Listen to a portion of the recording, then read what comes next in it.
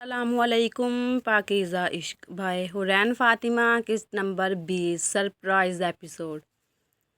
Ride کے پکارنے پر آبرو اور زیادہ تیز چلنے لگ گئی، کیونکہ آبرو جانتی تھی کہ اگر ایک بار وہ ہاسٹل پہنچ گئی تو رائڈ ہاسٹل نہیں آ سکتا، کیونکہ وہ گرلز ہاسٹل تھا اور وہاں بوائز کو پرمیشن نہیں تھی۔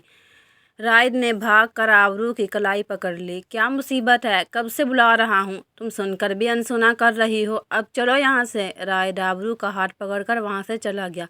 چھوڑو مجھے کمینے انسان، میں تمہارا منہ نوچ لوں گی، لیو می رائد۔ رائد نے سنسان جگہ پر جا کر آبرو کا ہاتھ چھوڑ دیا۔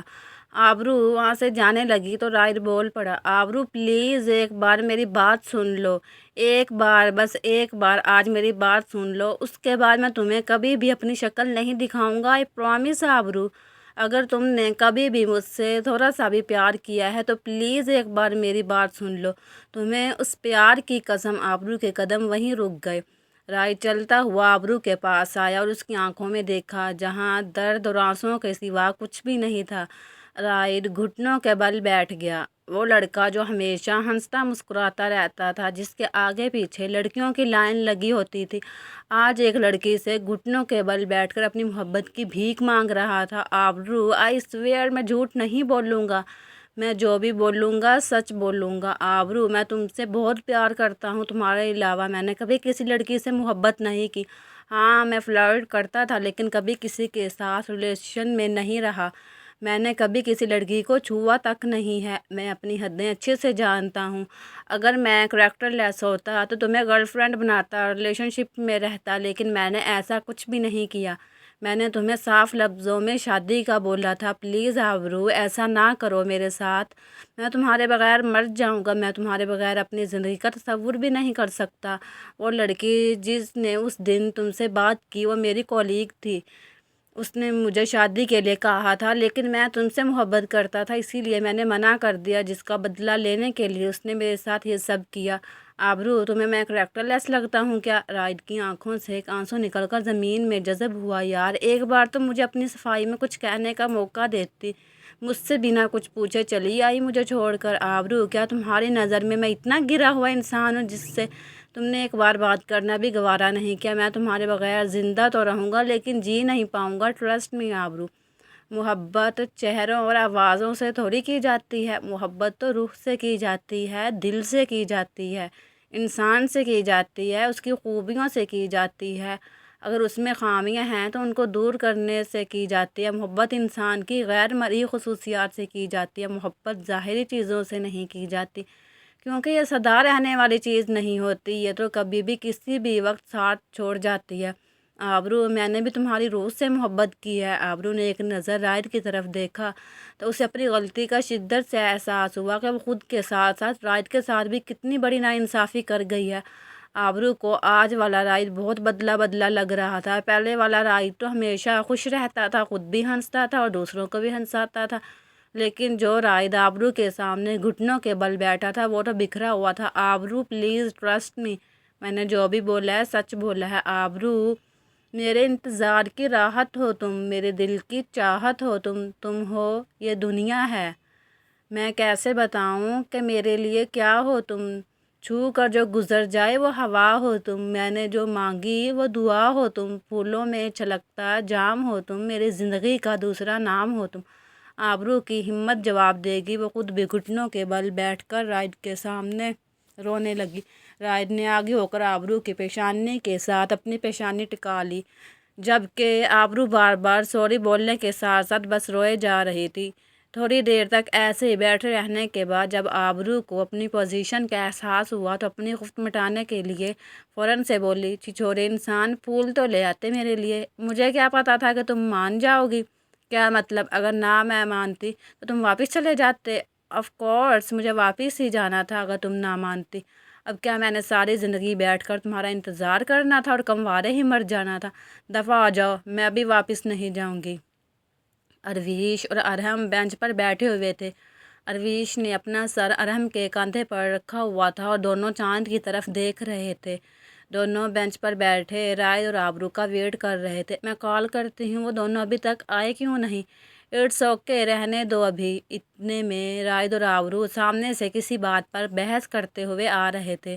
ارویش اور ارحم ان دونوں کو ساتھ دیکھ کر مسکرانے لگ گئے۔ یہ نہیں سدھرنے والے۔ ارحم: مجھے نہیں پتہ، مجھے ابھی نکاح کرنا ہے، بس یہ فائنل ہے۔ میں نہیں کر رہی نکاح، پاکستان میں ہی ہوگا جو بھی ہوگا، کیونکہ میں اپنی بہن اور اپنی بیوی کو اپنے ساتھ پاکستان لے کر جا رہا ہوں۔ تو انہیں چلنا ہے تو چل، نہیں تو تیری مرضی۔ آبرو: ارویش اپنا سامان لے آؤ، ہم نیکسٹ فلائٹ سے پاکستان واپس جا رہے ہیں، اور ہاں اگر تو نے نہیں آنا تو نہ آ، میں وہیں کوئی اچھی شکل والا انسان اپنی بہن کے لیے ڈھونڈ لوں گا اور اسی سے نکاح بھی کروا دوں گا۔ رائڈ یہ سب سنتے ہی جلدی سے کار میں سامان لانے کے لیے بیٹھ گیا۔ کار کی سپیڈ دیکھ کر سب لوگ ہنسنے لگ گئے۔ ارحم نے ٹکٹس بک کروانے کے لیے موبائل پاکٹ سے نکالا تو رائڈ کی زبان میں کھجلی ہوئی۔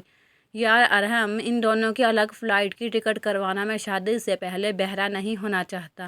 اگر ایسی بات ہے تو ارحم بھائی آپ ہماری ٹکٹس بک ہی نہ کروائیں، ہم دونوں آپ لوگوں کے ساتھ نہیں جا رہے۔ چلو ارویش اپنے ہاسٹل چلے، یہ تو ہمیشہ ہی بک بک کرتا رہتا ہے، تم اس کی باتوں کا اثر نہ لو، ارحم نے جلدی سے کہا، ورنہ آبرو کا کیا بھروسہ تھا۔ ہاں نا، میں تو مذاق کر رہا تھا۔ رائد کی بات سن کر ایک بار پھر آبرو اور ارویش مسکرانے لگ گئے۔ ایسا ہی ہنسی مذاق میں وہ لوگ ایئرپورٹ پہنچ گئے۔ یار فلائٹ کے ٹیک آف کرنے میں ابھی ٹائم ہے، اور مجھ معصوم کو بہت بھوک لگی ہوئی ہے، اتنے دنوں سے بھوکا ہوں، تب تک کچھ کھا ہی لیتے ہیں۔ رائد کی دہائیاں عروج پر تھیں۔ جاؤ تم کچھ کھانے کے لیے لے آؤ، میں یہیں ارویش اور آبرو کے پاس ہوں، ویسے بھی میری وائفی اور بہن کو بھاگنے کی عادت ہے، کہیں پھر نہ بھاگ جائیں۔ رائد نے بھی جلدی سے ارحم کی ہاں میں ہاں ملائی۔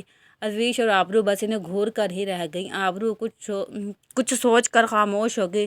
رائد بریانی کی 4 پلیٹیں لے آیا۔ سب کو دیکھ کر خود ابھی کھانے کے لیے بیٹھا ہی تھا کہ آبرو نے اونچا اونچا رونا شروع کر دیا۔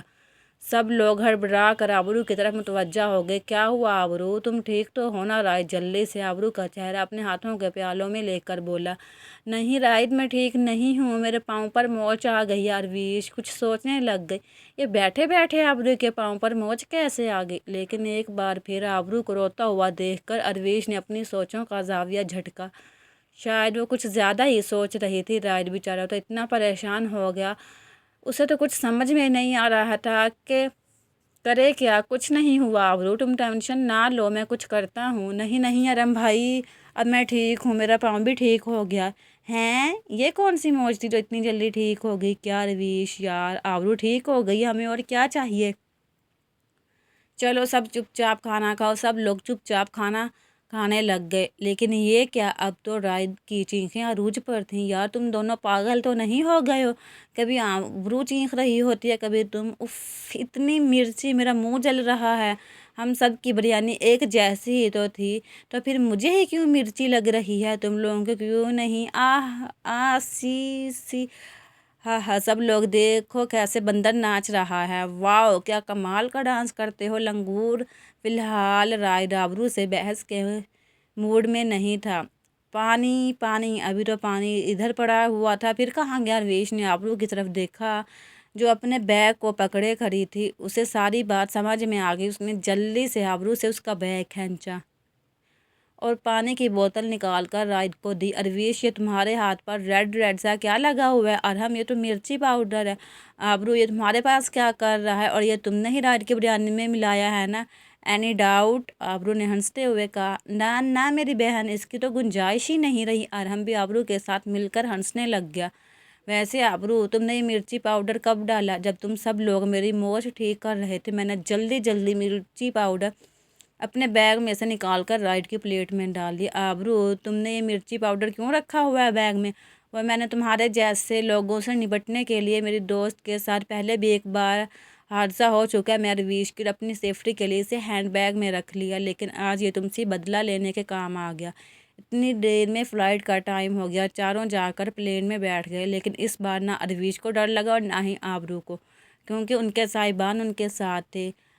پلین لینڈ ہوا تو ایئرپورٹ پر کار پہلے سے ہی موجود تھی۔ چاروں ہی ارحم کے فلیٹ میں چلے گئے۔ وہاں جا کر سب لوگ فریش ہوئے۔ میں یہاں ارویش کے لیے رکی ہوئی تھی۔ ارویش، جب کہ بالکل ٹھیک ہے تو میں اپنے گھر چلی جاؤں گی، ویسے بھی ماما اور بھائی سے ملے ہوئے بھی بہت عرصہ ہو گیا ہے۔ ٹھیک ہے آبرو، جیسا تمہیں ٹھیک لگے، لیکن ایک بات ہمیشہ یاد رکھنا، اس گھر کے دروازے میری بہن کے لیے ہمیشہ کھلے ہوئے ہیں۔ जब दिल करे आना जाना, और ये भाई भी हमेशा तुम्हारे साथ है। थैंक यू अरहम भाई।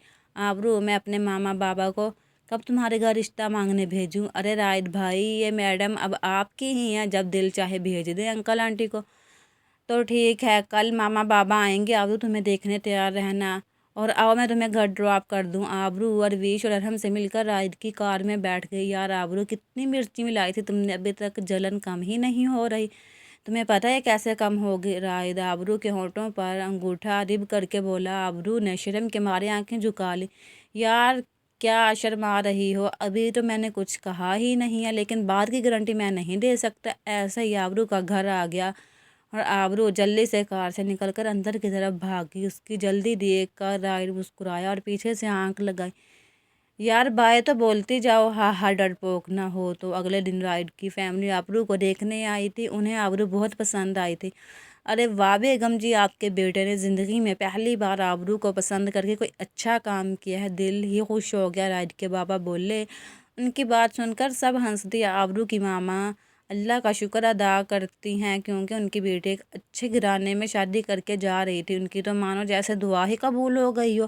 15 दिन बाद आबरू और राइड की शादी की डेट फिक्स हुई थी। सो गाइज, कैसी लगी